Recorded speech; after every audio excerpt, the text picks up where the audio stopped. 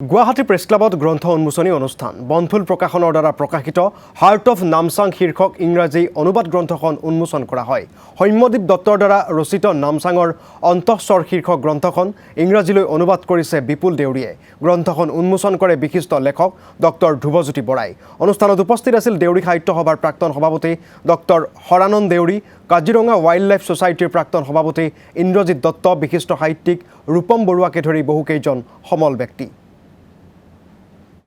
নামচাং কিতাপখন মই অসমীয়া কিতাপ আছিল নামচাঙৰ অন্তেকপুৰ, সৌম্যদীপ দত্ত, মূল লেখক সৌম্যদীপ দত্ত।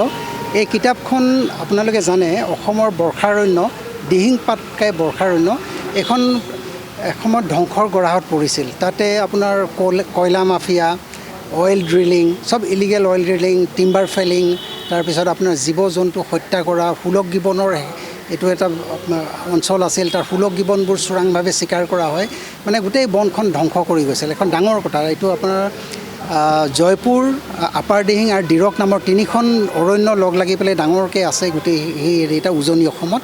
তো এইখন ধ্বংসৰ গৰাহৰ পৰা বচাবৰ কাৰণে এটা ডাঙৰ মুভমেণ্ট কৰা হৈছিল আৰু আজি গোটেই বিশ্বত স্বীকৃতি লাভ কৰিছে এই আন্দোলনটোৱে। কাৰণ এই আন্দোলনটোক কোৱা হয় যে এটা ছিগনিফিকেণ্ট আন্দোলন, যি গোটেই এখন বনাঞ্চল ৰক্ষা কৰিছিল, এখন ৰেইন ফৰেষ্ট ৰক্ষা কৰিছিল অসমৰ কাৰণে।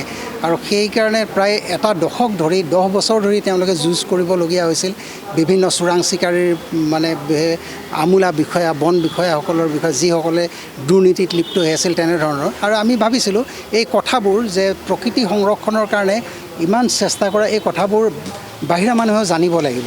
সেইকাৰণে মই এই গোটেই কিতাপখন ইংৰাজীলৈ অনুবাদ কৰাৰ কথা চিন্তা কৰিলোঁ। আৰু ইংৰাজীত কৰাৰ লগে লগে আমি দেখিছোঁ যে গোটেই ভাৰতবৰ্ষৰ সকলো ৰাজ্যই হওক আৰু ইণ্টাৰনেশ্যনেলিও কিতাপখন গুচি যাব আৰু পঢ়িব আৰু গম পাব যে অসমত কেনেধৰণৰ কাম হৈছিল, এখন ৰেইন ফৰেষ্ট ৰক্ষাৰ কাৰণে কেনেধৰণে তেওঁলোকে